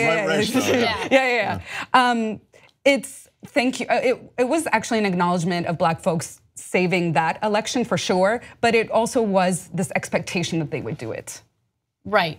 So I don't know if it's the same thing because I actually haven't come across the same op-eds that you're talking about, but anyone who would blame Black Americans for Trump's win, I mean, that is one of the most ridiculous things I've ever heard, right? But with that said, I think that there was a concerted effort by foreign actors to, take the racial tensions that were very obvious in America and just stoke those tensions. For sure. You know, further divide the country on these issues, because I myself came across the very story that I just mentioned right now of the young black woman being assaulted by what appeared to be a cop, and I saw it on Instagram. I saw the video footage on Instagram, and the description of it being a New York police officer. And I researched it immediately because I thought, if this is true, this is a story that I'd want to cover. And sure enough, I found that it was completely false. And I don't know if the account that had shared it was a real account, but it had a ton of views and a ton of angry people. And so I think it was more about dividing the country and more than trying to. Right. It was about dirtying up the election process. It was about dirtying up the democratic process. It seems clear that there was placement in a big way. I mean, sort of a carpet bombing of social media by the Russians. And I know that TYT viewers, I know Jimmy Dore, and we can go back and forth on this, and whether or not it had an influence on the outcome of the election was less important than just dirtying up the process. And so you saw this fake video. You saw and that's along racial lines. You also saw the fake Muslim video that was along religious lines. They were trying to take existing divisions, these schisms in American society, and make them greater. And you'd have to say that to the extent that social media has an impact, they were successful, along with a lot of other disinformation out there. But it seems as though this was just one component in their overall tactic to do just that. For me, sorry to interrupt you, but for me, this is a lot less about the outcome of the election. It's more about what we all felt during that election, which was this almost tangible anger. It was crazy. Everyone was down each other's throats. Everyone was angry. Everyone was sharing stuff that was propaganda. I saw it all over my news feed. And so the reason why I bring these stories up is not to get into this debate about why Hillary lost. I'm much less concerned with that. I'm more concerned about what Americans are reading, how they're being influenced, and whether or not there's a way that we can prevent this type of propaganda coming from foreign actors in the future. And if you don't care about that issue, I don't know what's wrong with you. I really don't. Well, but I think we have to understand that we are in some sort of protracted experience of the Cold War. And this is very much a Cold War tactic that the Soviet government and China had used against the US, was exploiting how bad they were on anti-blackness to them, either by embracing black figures and allowing them to come visit, like Paul Robeson, Vicky Garvin in China got a teaching position there, people who were critical of the US government. Even Gamal Abdel Nasser, who was president of Egypt, what he did was one of the girls who was not allowed to attend university in an area that was supposed to be integrated, he allowed her to get a scholarship to Egypt to study. So I think this is part of a larger political, diplomatic sort of strategy, but it is underhanded for sure. And we've done similar sort of things as well. It's a diplomatic strategy by whom? By the Russians? Because look, the Democrats, or I should say the progressives who think they're more progressive than everyone else, that consistently defend the Russians. Did you forget the fact that Russians are now persecuting the gay community in their country, and journalists, aggressively so, and murdering political journalists? opposition? We're all pretending back in 2012 when you had Pussy Riot imprisoned for 2 years over nonsense, over protesting in a Catholic church. Liberals and progressives were outraged by it. But now all of a sudden, you throw Hillary into the mix, you throw a 2016 election in the mix, and it's like, oh, we gotta protect the Russians. Let's just keep it real for a second. Forget about the election for a second, okay? Because it goes way further than the election for me. It has to do with bad actors, bad foreign actors trying to spread propaganda and division among our electorate. And we need to do something to prevent it from happening in the future. Right. No, yeah. I agree with you on that. I definitely get into these debates all the time with the ultra leftists, with anti-imperial leftists about what Russia is now, right? The Russia that they defended during the Cold War, and it's not the same Russia. Exactly, it's Putin's Russia. This is a Russia that is basically somebody who headed the intelligence branch of the government. who wants to resurrect the Russian Empire. I mean, this is his stated goal, right? And so also very violent in Syria, in Ukraine as well, and leftists haven't held Putin's Russia to account in those regards either, and the violations when it comes to freedom of expression for journalists and for artists, for sure.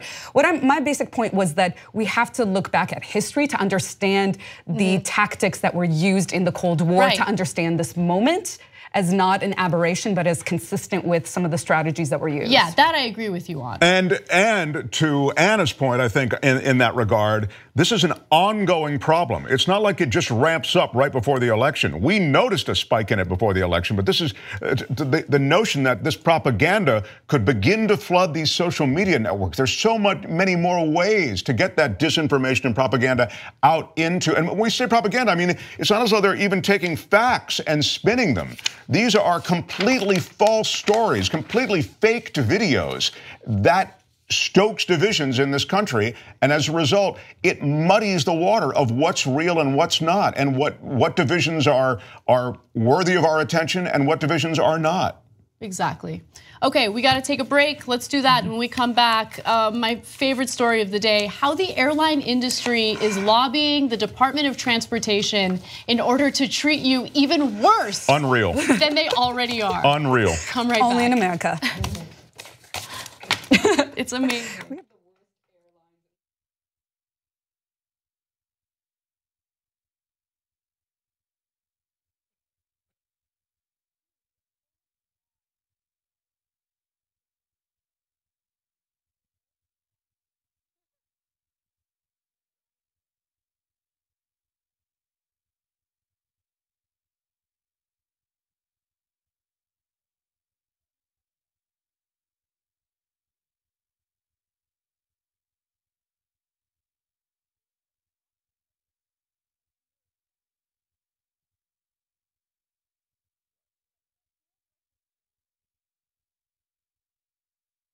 I have decided that I'm going to get ripped.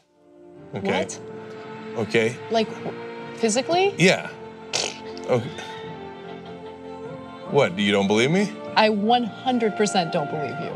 I will get so ripped, here's my prediction, that someone at TYT will say, Cenk, you've got to stop working out. We're tired of you winning. So you don't believe me? Cenk, you don't have time to like do your daily duties for the main show. Duties. You don't even have time for your daily duties. Because what you guys don't know is how great my muscles already are. It's absolutely possible, but you can't have Leah run to the food truck to get you like 2 different types of grilled cheeses with like tater tots for lunch. Like you can't have that anymore. Let's see what happens. You also have to go to the gym regularly. Let's see what happens. All I'm saying is, let's see what happens. Have I ever been wrong about a prediction? Almost never.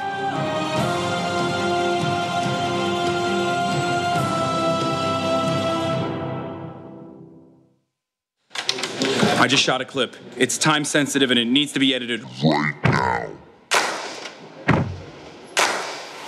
Did anybody call for an editor?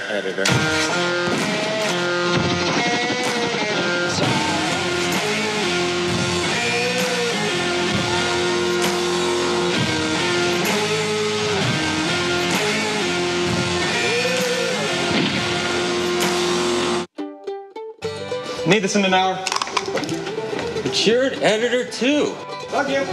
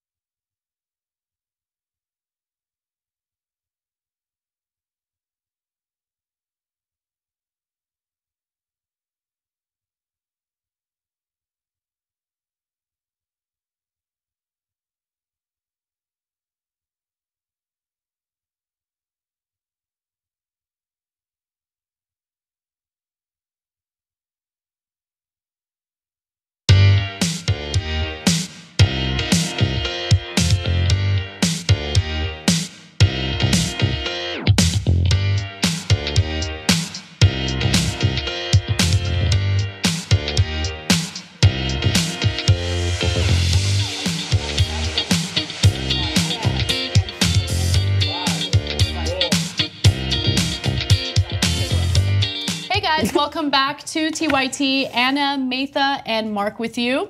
I really want to get to the airline story, but before we do it, we have another story we got to get to, so let's just jump right in. Okay. The Labor Department is proposing a regulation that would impact the amount of tips that people in the service industry earn. And this is something that Democrats in the Senate are trying to fight against. But the Labor Department under the Trump administration seems very likely to move forward with this regulation. Now, let me give you the details on what it is. In a letter to Labor Secretary Alex Acosta, 24 Senate Democrats said the agency needed to bail on the measure because officials concealed evidence from the public projecting a significant loss in money for millions of tipped employees across the country. So the Labor Department leaders had suppressed an internal analysis showing workers could lose billions of dollars in tips if the agency enacted the rule as proposed. So what is the rule? In order for you to understand it, you have to kind of go back in time and see what the Obama administration did and what the Labor Department wants to undo. Back in 2011, the Labor Department instituted a regulation limiting the scenarios in which restaurants can force employees to share their tips with colleagues. So come to me for a second. Basically what was happening was restaurant owners were forcing their employees to pool their tips, and then they would basically give out the tips to all employees based on whatever, procedure they had at that restaurant. That was a little problematic because you would have waiters, waitresses, bartenders, bartendresses losing a significant amount of their bottom line, and they make significantly less than other people in the industry. And what I mean by that is they don't have to get paid minimum wage. Since they get paid in tips, they can get paid as little as $4 an hour, for instance, because the tips are supposed to make up for it. So that was an issue. The Obama administration sweeps in and says we need to regulate this to make sure there isn't any mismanagement of these tips. Now, Trump's Labor Department wants to do away with the rule, so management from a restaurant could do as it pleases with servers and bartenders' tips, so long as they are paid a full minimum wage before gratuities. So you might be wondering, well, what's the big deal? If they're getting paid minimum wage, why are we concerned about this? Well, the way that this new regulation by the Labor Department is written, it includes a bit of a loophole that allows the restaurant owners to pocket some of that tip money. When federal agencies release a major rule also, like this one, they typically put out a study showing what its economic effects would be. The Labor Department did not do that in this case. Claire McCaskill started hounding them about doing the study, and they have refused to even respond. So again, the loophole, in addition to the fact that they're refusing to release data about how this would negatively impact workers in the food service industry, makes Senate Democrats uneasy. This should be called the Small Business or Business Department, because clearly they're pulling away at any sort of protection or any sort of law that is on the side of anybody who's a laborer, right? There's nothing that is protecting them, and they're trying to deregulate as much as they can. And what is really insidious about what they did was that they also told staffers to try to manipulate the stats in a way to make it appear to not be as alarming as it is. Right. And so we already know, then check, that's why they didn't release the report, right? But also, we got to understand what's happening with this. They're taking money out of the pockets of low-wage workers and then trying to put it in the pockets and the hands of businesses that they're obsequious to. And so this is the stuff that we need to talk about when we're talking about what Trump policy does on an everyday level, and how this man who ran on the idea that he was anti-establishment for the little guy is consistently, snuggling up to his corporate friends and donors. Yes, exactly. So the only people that are in favor of what the Labor Department is proposing to do are people in the restaurant industry. And I'm not talking about the actual workers, I'm talking about the people who run the show. And it worries me because, I mean, think about, what is your incentive to do a great job as a server in the food industry if you know that your tips are going to be snatched from you based on whatever policy the manager, the restaurant manager, the restaurant owner has, right? It also opens the door, as you say, in addition to maybe there being this disincentive now, that, or certainly curbing your incentive, which is financial. It also opens the door to sexual harassment, right? Your money is now being controlled by a manager slash owner who can affect whether or not you're going to get those tips or how much you're going to get. I mean, it creates another level of corruption, frankly, that has all sorts of problems associated with it. So it's just it's a real, and really, you make such a good point. It's, you know, if the rhetoric of Trump was all about the little guy, but we knew it was BS when he was saying. I mean, his rhetoric was all about drain the swamp. Then, of course, it's just never been swampier than it is now. But this is just one more element, in now it affects small business as well. Absolutely. So we'll see how this plays out. But these are the types of stories that I agree, May, should get more attention from the media, because what matters to Americans more than anything is their bottom line, their pocketbooks, how much they're able to bring to the table to help take care of their families. And what Trump, you know, boasted about time and time again was that he was going to look out for the little guy, and he was going to help, you know, the low wage earners make more money and provide for their families. And he's doing the exact opposite. But Anna, $1.50 a week you can get from the tax plan. Right. Thank you, Congressman Ryan. Right. Yeah. All right, now my favorite story. The Trump administration wants to deregulate business as much as possible. In fact, Trump has famously said that for every new regulation, he would like to repeal 2 regulations. Now, in an effort to repeal regulations that airline industries do not like, the Department of Transportation has essentially opened up a forum to allow the airline industry to air their grievances and share what type of regulations they would like to see gone, taken away. And what they want to do is pretty devastating, especially when you take into account how incredibly uncomfortable it already is to fly. It seems as though members of the airline industry are already mistreating consumers, and if they get what they want, they could mistreat us even further. Let me give you the details. If the airlines get what they want, the government would weaken the tarmac delay rule, which imposes hefty fines for stranding passengers on planes for long periods, and also eliminate a requirement that they show the full price of a ticket when people shop. Because that's too much of a regulation. Being honest about how much the ticket costs to the consumer. They want to get rid of that regulation. That's, I mean, wow. Right. There's, they want to impose fees for wheelchair services. They want to take away your 24-hour refund period if you by accident buy a ticket you didn't mean to buy. Yeah, that's huge. Right there. That is huge. Yeah. Okay, so there currently, thankfully, in the United States, there is that 24-hour grace period, which I have admittedly taken advantage of when I have to.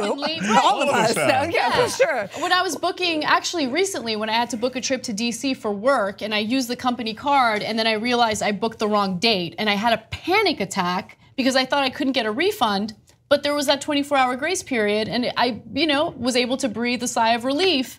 They want to get rid of that. Well, and you know why that is so important as well, besides the fact that they're going very anti-disability to folks, is that the airline industry in America is so unregulated that prices just vacillate so significantly that in other countries that have a airline industry that's nationally subsidized, you don't experience the same thing. I was actually talking to my sister. I bought tickets on Emirates, and it was the same cost to fly a week or 2 out as it was a month ago. So that's because their airline is subsidized by the country of United Arab Emirates. And the other interesting thing as a part of this is that they are trying to slap regulations on other airlines that are not part of the US, which again, let's go back to these Middle Eastern airlines. Emirates and other airlines from the Middle East, Etihad, and I believe Jordan's Royal Jordan Airlines, they were trying to make it difficult for typically like business class travelers to fly on those planes because their business classes are much better And the tickets, again, as I explained, are much cheaper. And so they banned laptops and other, I believe, iPads from coming in as carry-on luggage to the States. And they tried to say that it was a security concern, but they were trying to deter people to buy from other airlines that were not American airlines. So they're making the American airline experience incredibly uncomfortable, difficult.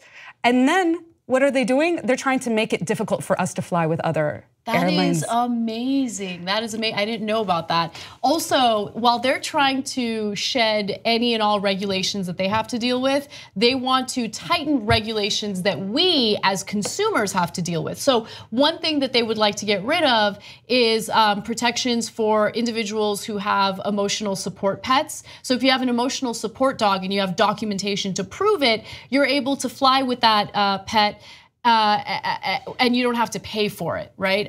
They want to do away with that, so you wouldn't be protected if you have emotional needs. You would still have to pay a fee, or you might not even be able to bring your pet on board with you. You know, it's a huge hassle for people working on these flights to allow people to have their emotional support animals. No, you're right. It's not a hassle, and to charge for it and to charge for the wheelchair service, and these are all the fees that add up. And remember the good old days when you didn't have to pay to have your luggage checked? It really went from the red to the black, a lot of these airlines, based on charging us these additional fees. So there's that. So these are corporate fat cats getting fatter.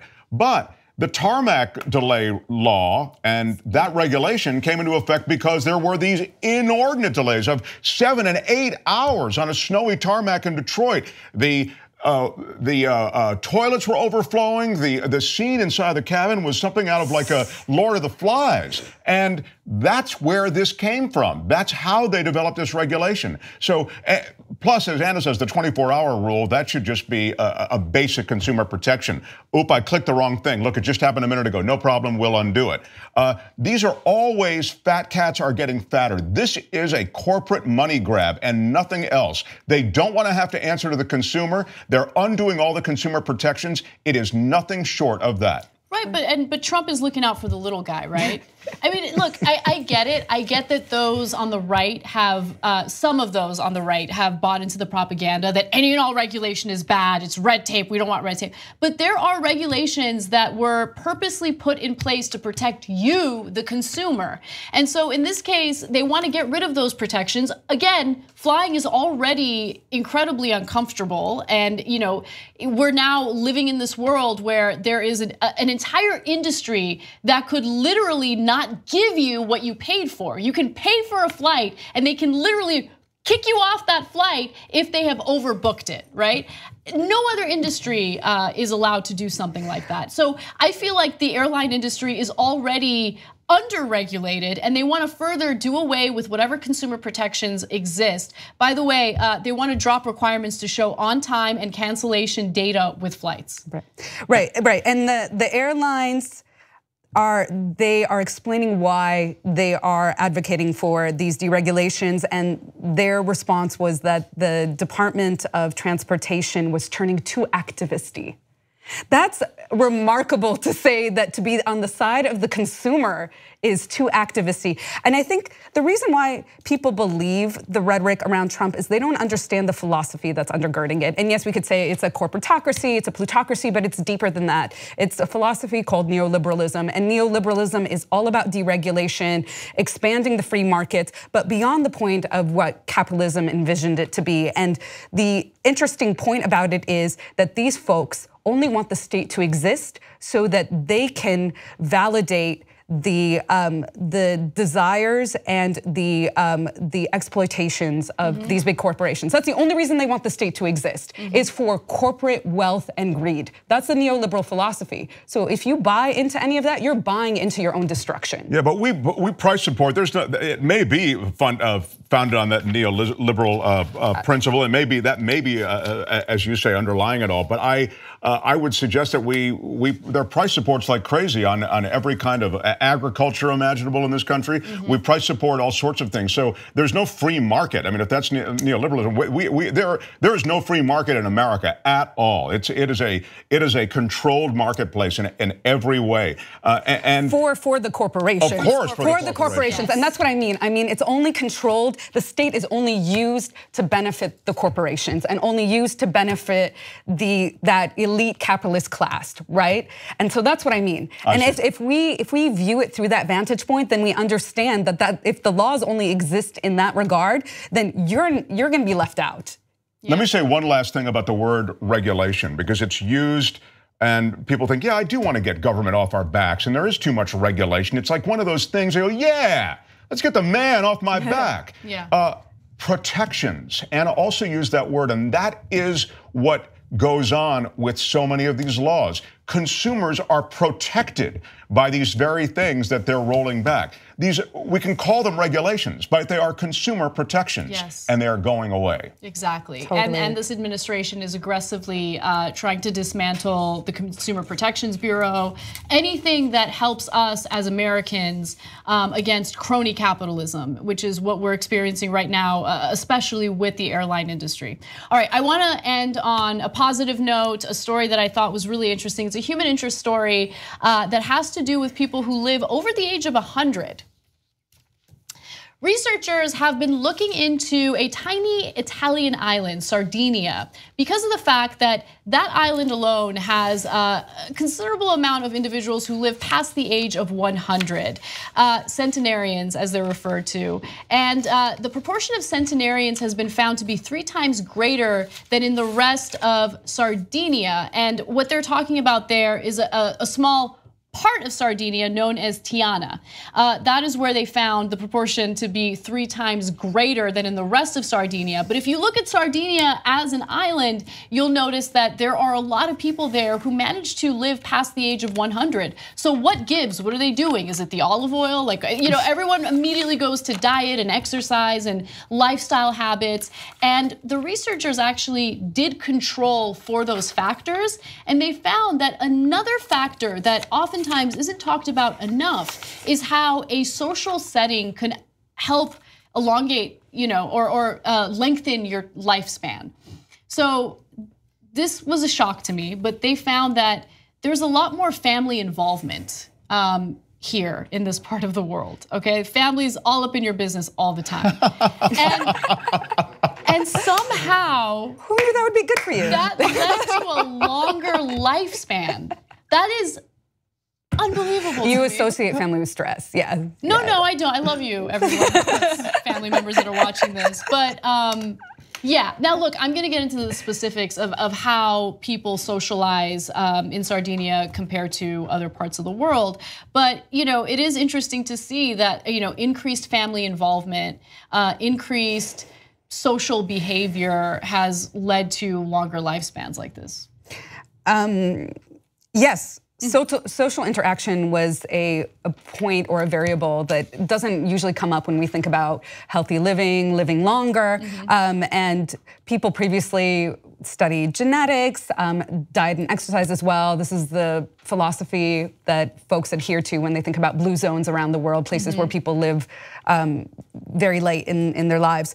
But what's really interesting is I've been reading up on what social interaction does for us sociobiologically. And this guy, Johann Hari, he wrote this book called Chasing the Scream. And he revealed that the study, I don't know if I've talked about this on TYT, but the study that informs every way we understood addiction was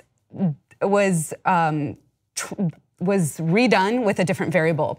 So the study is a rat by itself in a cage drinking water that's cocaine laced and then water that's regular, right? And then of course it went for the cocaine every other time. And then this guy, Bruce Alexander, repeated the study and then he put that rat in a rat pack. And then in that rat pack, they found that that rat or all the rats, they tried the cocaine laced water, but then went back to the regular water. And so they theorized that because the rat was in an environment with other rats, it didn't need to depend on a quote unquote drug addiction to have like dopamine releases, endorphin rushes. And so similarly, I know this was a long story, but similarly. No, that's very much the point. No, what that is. You're saying that we're getting the very things that nurture us, that nourish us, we're getting that in a social setting as opposed to having to get it from externals like the food we eat and what we take in. Right. Yeah, so we're running out of time, but I just wanted to quickly mention that, in this type of society, what researchers are noticing is that unlike in America, elderly people are revered, they're celebrated, families don't send them away to homes, they live in that same household, and they're appreciated. And they're also very active. Elderly people are going out and they're having conversations and they're playing board games with their friends. And so that type of social behavior leads to a certain type of, healthful's not a word, is it? Yeah, it is, sure. Yeah. Healthful existence that really does increase the length of time they live. And it's incredible. And that's a great story. I'm glad we did it because it is a very important thing. Yeah. It is. All right, guys, unfortunately we gotta go. Thank you to Maytha Alhassan and Mark Thompson for joining us. Also, thank you to Michael Shore and JR Jackson. Love you guys, we'll see you soon. Rebel Headquarters is next. Bye-bye. Bye.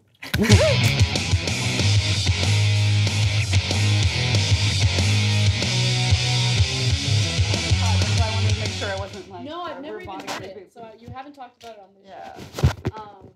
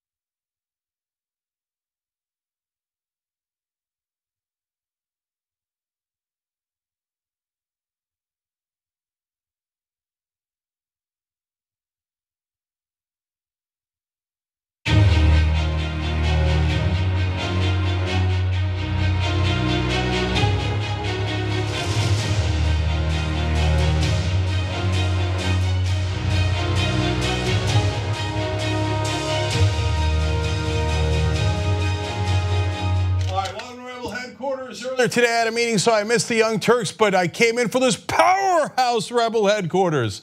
Randy Bryce against Paul Ryan and Allison Hartson against Dianne Feinstein. Powerhouse rebel headquarters. So without further ado, let's get to our all-star guests. Joining me now, Randy Bryce, otherwise known as Iron Stash, taking on Paul Ryan, is going to defeat the next, or the current Speaker of the House, and will be the next representative from Wisconsin's 1st District. Randy, welcome to Rebel Headquarters. Thank you. It's an honor to be with you. Good to have you here, brother. Great to be here. So Randy, I know you did this amazing campaign against Paul Ryan. I'm going to get to that in a second. But first, I want to start with why you have found a way and how you have found a way to unite the Democratic Party. Because for some reason, even though you are deeply progressive, the Democratic Party doesn't mind you. So you are the great uniter. How did you do it? Well, it's just by, our campaign staff, they're telling me just be you, just be who you are, be authentic. That comes across to people. And that's all I'm doing. I'm just doing something people understand that, they see a part of them and the story that I've lived. And it's about taking care of people. And I think that's what politics should be. It should be about lifting everybody up, not having people to step on in order to elevate ourselves. Wow. Imagine if we had 435 people in Congress that thought that way, or in the House. So, Randy, you're a former iron worker. You used to deliver appliances. You're a veteran. So what in God's green earth made you think that you should run for Congress? Well, people in the district have been asking, and for the last decade, I've taken anybody that wants to put in a fight against Paul Ryan, introducing them to labor friends and at least getting them a head start on what it's gonna take to run. And finally seeing what happened in DC, where the Republicans took over all the branches of our government, and knowing what happened in Wisconsin after that happened, that put a lot of urgency into the mission. So it was actually at an immigrants' rights march on May Day when I was surrounded by tens of thousands of people, and I know they're terrified with Donald Trump being in the White House, but yet looking at the determination on their faces, and that even though they're scared to death of having their families literally torn apart, that they're all marching in a public street. And so when a state senator asked me then if he could pass my name along, there was no chance at saying no. All right, so now you might wonder why I said he's deeply progressive. Well, he's for Medicare for all, he's for $15 minimum wage, he's for getting money out of politics, he's a Justice Democrat, so that means he's uncorrupted, won't take any corporate PAC money. So if a guy like that beats the Speaker of the House that just passes tax cuts for the rich, man, that is an earthquake, an absolute earthquake. And Randy's well on his way to doing that. There are a lot of different metrics, but one of them, Randy, is money. And you recently did something that brought you a lot of money, but all small donations. So what was that? Well, first of all, let me thank Paul Ryan for putting out a tweet that talked about, a secretary thanking him for $1.50 a raise a week. That's like $6 a month. So he put that out, and right away, and that's just another typical Paul Ryan story, just being out of touch with what's going on in the 1st District. Whether it's that, or it was not knowing what the minimum wage was in the state of Wisconsin. He's been out of touch. So we've been able to raise, it was right around $200,000 as a result of that within a 48-hour period. So as long as Paul Ryan's going to continue to be Paul Ryan, he's going to be one of the biggest helpers that we have. You know what, I'm gonna give the links right now. Of course, as always, everybody who watches these interviews knows the links are always down below in the description box on YouTube, so you can just click on them. And if you're watching on Facebook, they're in the comment section. Randy Bryce for Congress, but there's a donation and volunteer link. Give Randy $1.50. Give him $15, give him $150. But make sure that your small dollar donations count, and if you're in the Wisconsin's 1st District, putting in your time is even more important. That our army of volunteers are going to beat these corporate hacks. So let's talk about your district a little bit, Randy. So Paul Ryan's been representing for quite some time. He basically works for the Koch brothers. They gave him $500,000 right after he got that tax cuts for the rich passed. So why does he win in that district? It seems like Wisconsin's like real average folks, average Americans fighting, tooth and nail to make a living, et cetera. What do you think's going on over there? Well, he's never had to face what he's facing right now. And Congressman Mark Buchanan has even stated that this is the first time he's had to run for his life. We're just building up. The amount of momentum has been beyond incredible. Lots of members of Congress are getting on board. This is the first time Congresswoman Gwen Moore has ever endorsed anybody running against Paul Ryan. And I mean, we brought in Senator Sanders, is going to help out. But people, especially with the tax scam and just seeing where Paul Ryan's priorities are, and they're not with us. For the past 20 years that he's been in DC, he's been hanging out with lobbyists, special interests, and billionaires. And that's who he's making his votes based upon. It's not for people like me. It's not for my neighbors or anybody that's ever been on a job site with me. People have had enough, basically, and they're seeing that Donald Trump, when he came and started talking about draining the swamp, there's a lot of buyer's remorse for that. And we're waking up and finding out that what Donald Trump replaced the swamp water with is a lot more toxic than what was in the swamp. And they're looking at Paul Ryan as being the largest swamp monster. Yeah, so you're on a single payer. Now, conventional wisdom in the Democratic Party is if you're going up against a Republican like Paul Ryan, you just want to be a little less Republican than him. You're not buying into that, you're going in the opposite direction. First of all, why are you for a single payer? And then second of all, why do you think that's gonna work? Well, it's the right thing to do, especially after having so much of our money redistributed up towards the wealthiest. You can't tell me that we can't afford to take care of ourselves. And the way of looking at it, it's like a big picture issue that I see it. Recently, an entire GE factory closed up shop and moved to Canada. Paul Ryan blamed it on the taxes. And I say the way we have to look at it is that Medicare for All is going to be a means to help small businesses start a job. They're not going to have to worry about covering somebody. And also, it's going to change the culture. I won't take off unless I have something seriously wrong with me physically that is not allowing me to get up or move around normally. And usually I'll put it off as long as I can, thinking that it's going to go away. Well, just think how much money we're going to save if we go and get something like that checked out. If we have annual checkups, preventative care, and also if we can get rid of all these extra tests where people are making money off of however many tests they can send us to. And I know it's a crazy system that we have right now. The iron workers are self-insured. So, we actually pay an administrator to turn down our own members for healthcare coverage. And that's not taking care of our members, if you ask me. See, that's common sense, man. And I think if you talk to people, they get that kind of common sense. And it saves us money in the long run, no question about it. Now, you had a health scare of your own. What was that about, Randy? Shortly after I got out of the Army, I was diagnosed with cancer. And at the time I was working 2 full-time jobs and neither one of them provided any kind of health care. And luckily, it was like my late 20s. I went to go see a doctor. It was one of the better doctors in the area. But when it was found out that I didn't have insurance, I was sent to the Medical College of Wisconsin. So it was like a student, it was like a guinea pig. And the doctor that I had was just phenomenal. We'll never forget him. But if not for that, who knows if I'd even be talking to you today. Yeah, and it's crazy that we live in a country that's supposed to be #1, that's supposed to be the top economy in the world. We have all this money, but for millions of Americans, if you get sick, we say, no, you're on your own, and sad day for you. GoFundMe is the new healthcare. I mean, we're doing GoFundMe to save people's lives.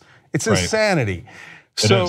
Yeah, now Randy, you recently went to the State of the Union, which was a little bit controversial. Some Republicans were mad about that because they found it disrespectful that someone else would invite you when you're running against one of the members. I find that hilarious.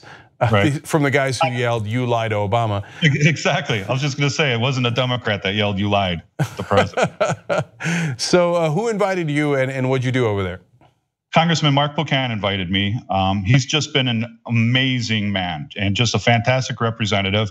Not only was I called out for attending the State of the Union, and Mark Buchanan invited me as a working person, a representative of the state of Wisconsin, but he was also called out for being disrespectful by having town halls in Paul Ryan's district. He had 4 of them throughout the area. But the fact is that Paul Ryan has refused to have a public town hall for over 2 years. So they should be thanking him for doing Paul Ryan's job for him. And that's just another reason why he needs to be removed. And by the way, there's rumors that he might retire. If he does, then you're by a long shot the front runner. So there's a lot of different ways to win that race. But I'd rather have him stay in the race and have you knock his ass out. Absolutely. That would be a pleasure to watch. So look, Randy's also in favor of comprehensive immigration reform, women's health care and reproductive rights, reversing climate change, et cetera. But we're almost out of time. So I'm gonna, since I know those positions of yours, that's why I said you're deeply progressive. And again, if you wanna help them, go to the links down below and make sure you click on those. I wanted to ask a fun question at the end here. So you're known as Iron Stash. I love nicknames. That's an awesome nickname. I'm not gonna ask you where it came from. You're an iron worker and you have a mustache. Obviously it's Iron Stash. But who came up with it and when? Was that recently or did they always call you Iron Stash? No, it was something I came up with. I went to the National Building Trades Legislative Conference and I've been involved with like social media. So I got in touch with their guy there and we did a few things and we're talking how to best rally the troops behind social media. And he was like, I wasn't on Twitter at the time. And he said, you really should try it out. So I did and just kind of experimented with, I was like, how does this name sound? And he was like, that's awesome, you should just go with it. So when we decided to run our campaign, we thought about having, like a Randy for Wisconsin or making up a different Twitter handle. And we said, no, just let's keep it genuine, just gonna be who I am and not change anything like that. And it's part of our message and it's really seemed to be working. Randy, nothing would make me happier than if on election night I got to say, here comes Iron Stash. Oh no, down goes Ryan. Down goes Ryan. So let's hope that. I'm looking forward to hearing that. Yeah, you, your volunteers, your donors, all small donors could make that happen. Randy Bryce, thanks for joining us at Rebel Headquarters. Thank you for the invitation. All right. So when we come back, General Hartson is going to join us, Allison Hartson, and she's got amazing stories from the front. So folks who are helping her all over California, all of a sudden endorsements coming in. Here comes Hartson when we return.